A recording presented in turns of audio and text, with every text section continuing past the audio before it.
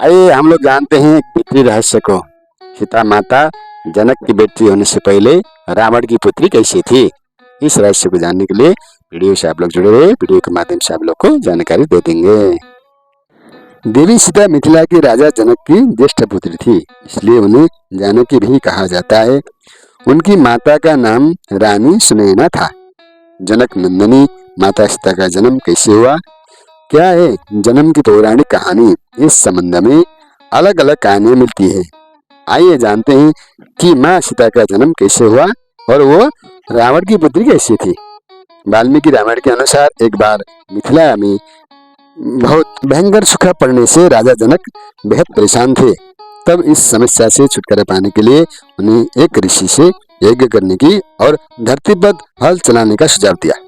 उस ऋषि के सुझाव के अनुसार राजा जनक ने यज्ञ कराया। उसके बाद राजा जनक ने धरती जोतने लगे। तभी उन्हें धरती से सोने की डलियां में मिट्टी में लिपटी हुई एक सुंदर कन्या मिली। उस कन्या को हाथों में लेकर राजा जनक ने उसे सीता नाम दिया और उसे अपनी पुत्री के रूप में अपना लिया। माता सीता के जन्म से जुड़ी एक और कथा है, प्रचलित है कि जिसके अनुसार कहा जाता है कि माता सीता लंकापति रावण की और मंदोदरी की पुत्री थी।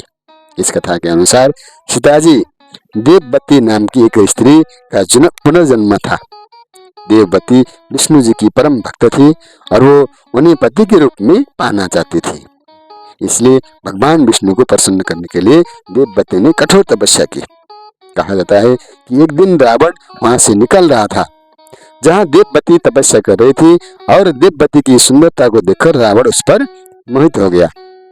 रावण ने देववती को अपने साथ चलने के लिए कहा, लेकिन देववती ने उनसे जाने के लिए मना कर दिया।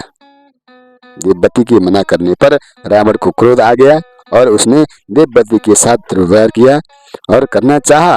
रावण के स्पर्श करते ही देववती ने खुद को भस्म कर लिया और रावण को श्राप दिया कि हे रावण की पुत्री के रूप में, हे रावण मैं तेरी पुत्री के रूप में जन्म लूंगी और उसी की मृत्यु के कारण बनूंगी।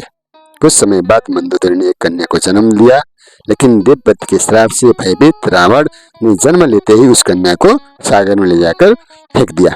जिसके बाद सागर की देवी वरुणी ने उस कन्या को धरती की देवी पृथ्वी को सौंप दिया और पृथ्वी ने उस कन्या को राजा जनक और माता सुनैना को सौंप दिया। जिसके बाद राजा जनक ने सीता का पालन पोषण किया और उनका विवाह भगवान श्री राम के साथ संपन्न कराया। फिर वनवास के दौरान रावण ने सीता का अपहरण किया, जिसके कारण श्री राम ने रावण का वध किया और इस तरह से सीता रावण के वध का कारण बनी।